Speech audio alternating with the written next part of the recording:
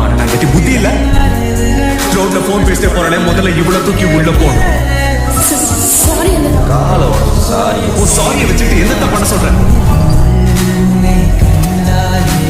எதுக்கு ஓவரா சீன் போடுற? தேவையில்லாம என் கூடிய வந்து நீ இங்க என்ன பண்ற? பைக்லயா வந்த? இவ்வளவு தூரம்? உன்னை பத்தி நீ என்ன நினைச்சிட்டு இருக்க? உங்க அக்கா மாதிரி நீ ஒன்னும் அழகில்லை.